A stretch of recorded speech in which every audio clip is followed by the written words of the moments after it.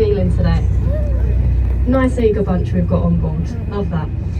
Okay, so we have an option for you today, guys. I can stand here and give you a bit of a live commentary, if anybody would like that. I'll warn you, I'm not a professional, I'm just a member of the crew. But if there is anybody who would like that, just stick your hand up, give us a wave. A few of you, okay. Just before we get there though, I have to give you a short safety announcement. It's not to alarm you, it's just to make you aware of the boat that you're on today, which is called the City Alpha, and we're fully licensed by the Maritime and Coast Guard Agency. This means we carry life-saving appliances to cater for everybody on board, which includes life rings, life rafts and life jackets, stored in locations marked out by the international cream and green signs. We're also in constant communication with all of the other boats that you can see around us today, including the emergency services, so you're in very safe hands. And in the very unlikely event of another emergency today, one person's listening, that's good. We ask that you just stay calm, stay seated and take instructions from a trained and uniformed member of crew, of which there are 4 of us today. Now if that safety announcement has alarmed anybody, you'll be pleased to know we do have a fully licensed bar on board downstairs. And if it's really alarmed you, then we also have toilets that are downstairs. We'll start off with what's directly ahead of us. It's the London Eye, or the Millennium Wheel. Put here in the year 2000 by British Airways. And there are 32 pods on the London Eye. It's not a random number, it's the number of boroughs that we have here in London. So on a clear day like today, you can see all 32 of those boroughs from the very top. Although there are 32 pods, they are numbered 1 to 33. As I said, it was owned by British Airways, who deemed the number 13 unlucky. So they skipped that pod number out, hence the pod numbers 1 to 33.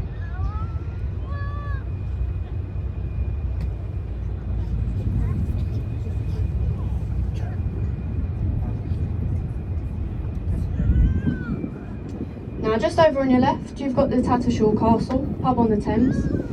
Originally it was put here as an art gallery. It didn't make much money, unlike the London Eye, that made £250,000 on its opening day.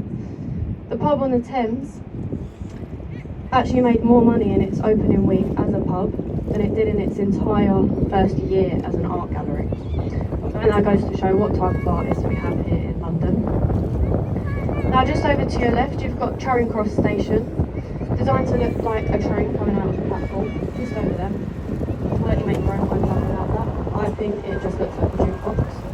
But that is the centre of London, so when you are travelling in and it says 50 miles an hour, that is where it's taking you, to Charing Cross.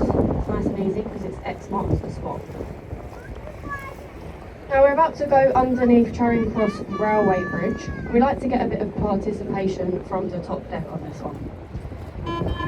We go through, we make some noise, and we give everybody up on the bridge a wave.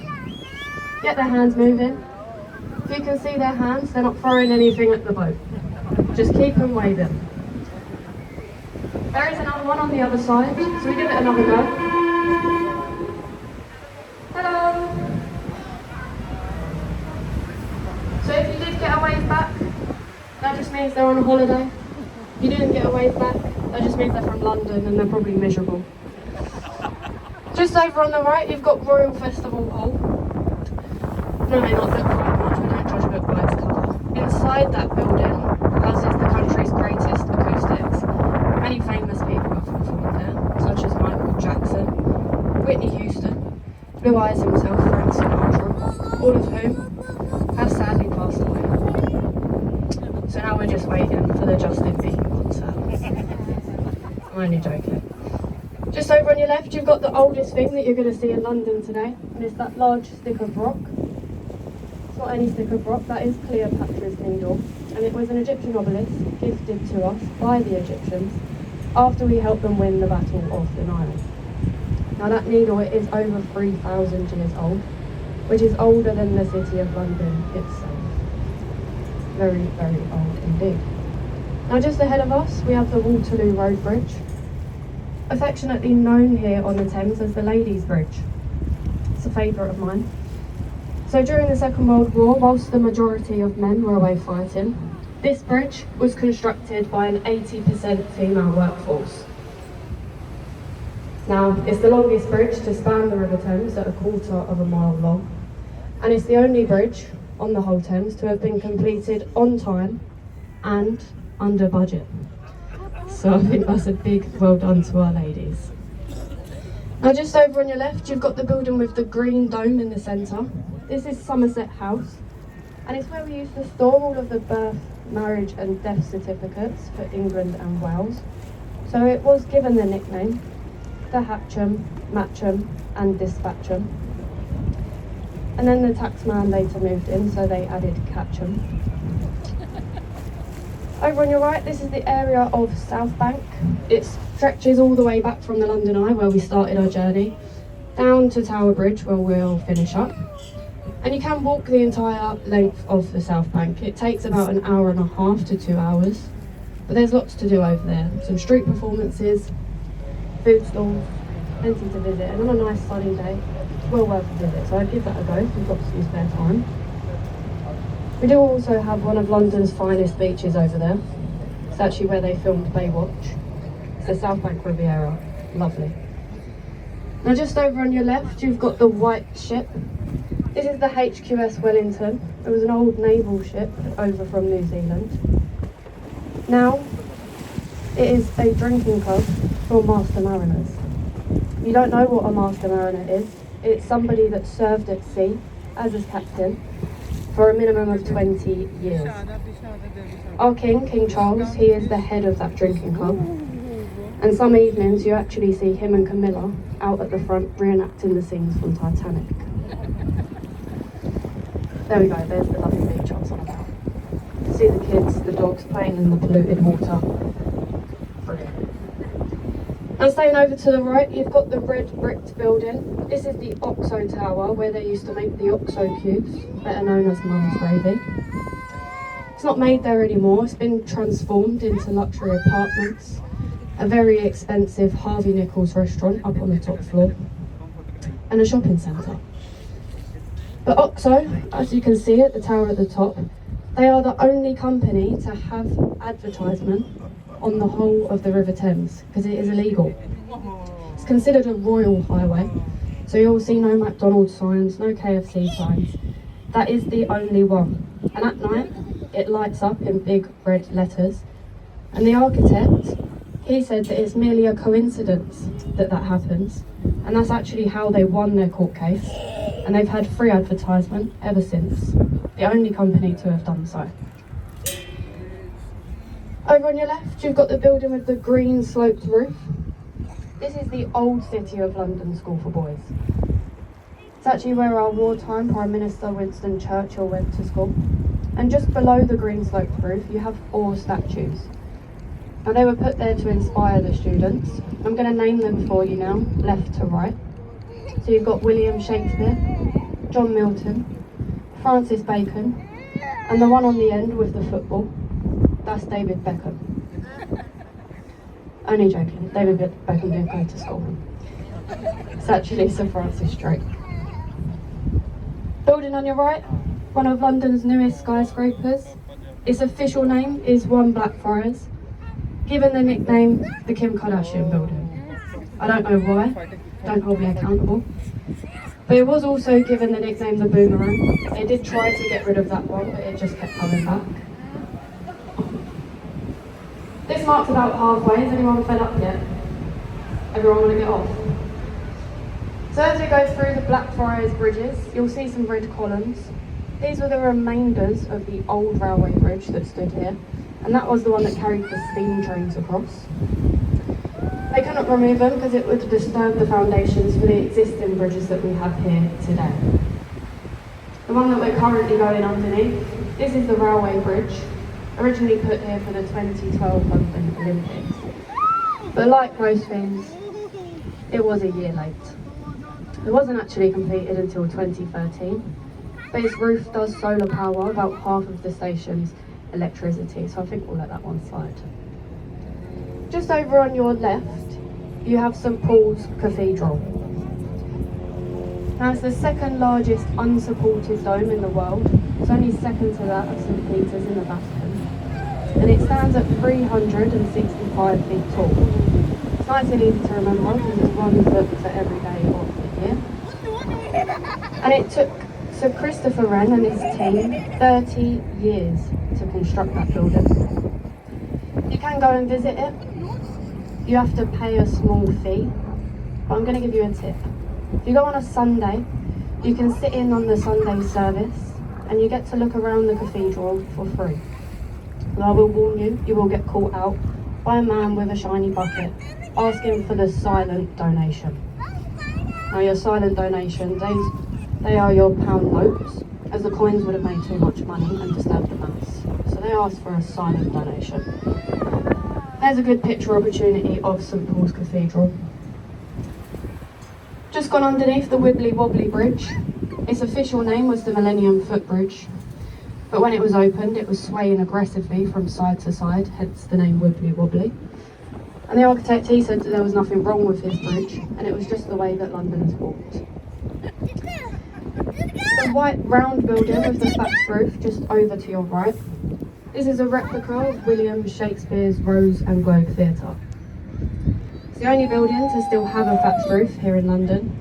So after the Great Fire of London in 1666, thatched roofs were made illegal. So it's the only one to still have one. They had to get special planning permission for that. And you can still go and see plays performed there in the summer months, such as Romeo and Juliet, Hamlet, and they're still performed in the traditional manner. So there's no stage lighting, there are no microphones, and there is no roof, so you will get wet.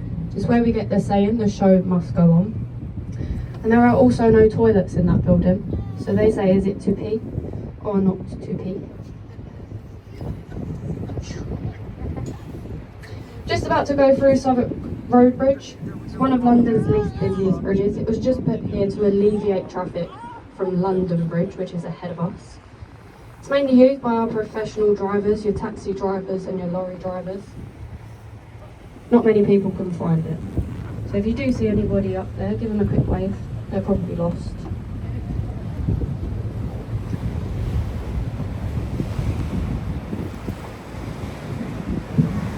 Now, as I pointed out, the replica of Globe Theatre was just behind us.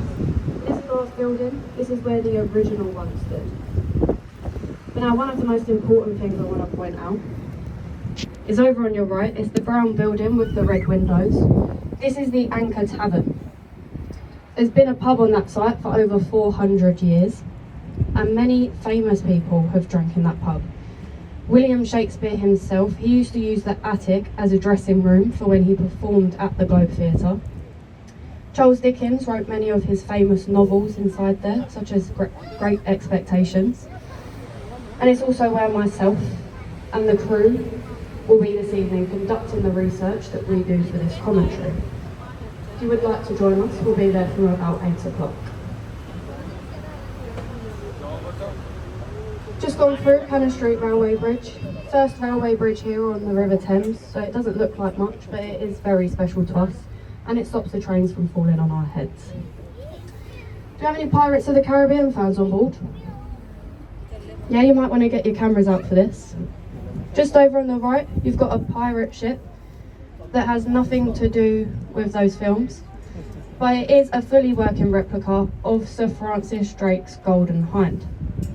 Now, the original, it was one of the first British ships to circumnavigate the globe, and it took Drake and his crew 3 years to do so, from 1577 to 1580, which is very impressive for the time that it was. And it was originally called the Pelican. It was renamed mid-voyage. You can go on board, you can explore for as little as £6, so I would recommend that. Now, this is the famous London Bridge. I know it doesn't look like it, and if you don't believe me, it does say it on the bridge itself as we go through. It often gets confused with Tower Bridge. Tower Bridge has 2 towers, so that's nice and distinguishing. This is actually the 5th London Bridge to stand here. As I'm sure you've all heard, the nursery rhymes, they've fallen down and they've burnt down. But the one before this started to sink into the mud. So they took it down brick by brick, and they sold it to an American man, who then reconstructed it over Lake Havasu in Arizona, where it still stands today.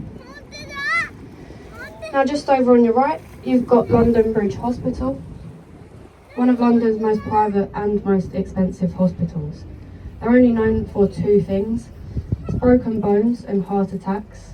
Because you go in there with a broken bone, they give you the bill, and then you have the heart attack.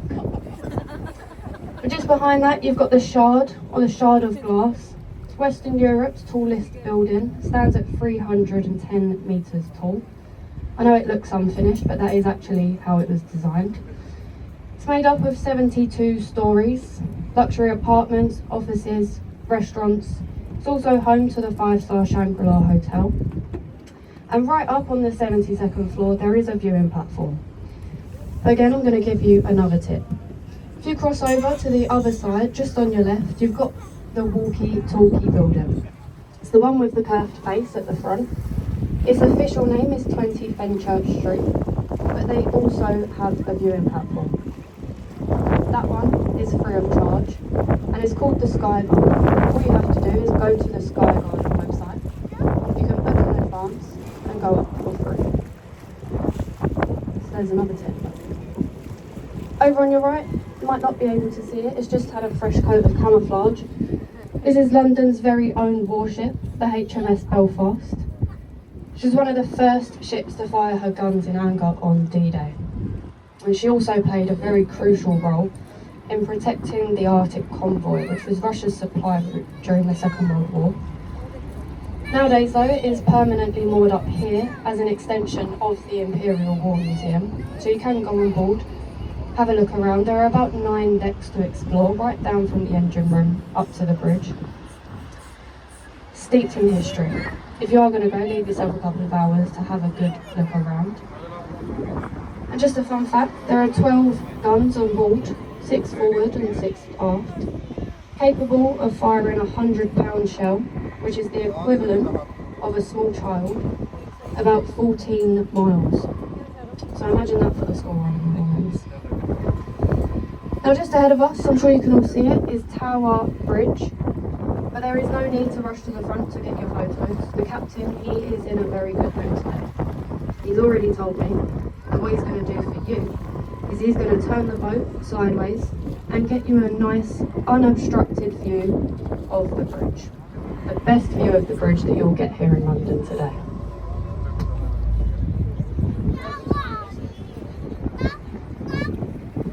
So your view of Tower Bridge will be over on your right hand side. And here we have a perfect photo opportunity. If you can get that red double-decker bus right in the centre of Tower Bridge, that is what we like to call the money shot. Anywhere else here in London, they'll charge you about £5 or £10 for a postcard of that picture. But as I said, because we're nice, we give it to you for free. We pay that bus driver every day. His name's Dave. Now, Tower Bridge is a part bascule, part suspension bridge. So the centre bascules, they do open up. And if you have a ship tall enough, you can call up Tower Bridge, give them 24 hours notice, and they'll open it up for free. The walkways at the top, they were closed due to lack of use, but they have been made into an attraction. So if you look up, you can see some glass floors, and if you're brave enough, you can walk across and get a bird's eye view of the bridge. It was designed in the Gothic style to match its neighbour, the Tower of London, which will shortly be on our right hand side. And there's another money shot. That's Simon.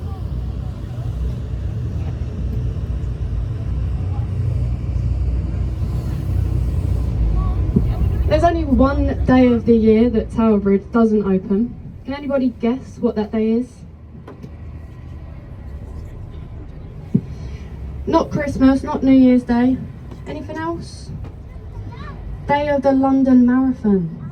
Every year, thousands and thousands of people run across that bridge, so I think if they opened it, it might be a bit of a small problem. I think it might make it a bit more interesting, personally. Just over on your right, the Tower of London. First put here in the year 1070 by William the Conqueror. And the centre part with the 4 towers, that's the White Tower, and that was the original bit that was built. Over the years they've added to it, and it's been many things. It's been a royal mint where they made money. It was London's very first zoo. Nowadays it's home to the Crown Jewels, which you can still go and visit. But it was also once a very famous place of execution. So if you were found guilty of treason, you would have been rowed down the bricked up archway just over on your right with the words "Entry to the Traitor's Gate." You would have been rowed through there by a waterman like the captain himself, just minus the commentary. And you were never seen again. Your head would have been removed, dipped in tar, and then put on a spike, which then would have been placed on London Bridge, which is ahead of us now, as a warning to other traitors. But of course, we don't do that anymore.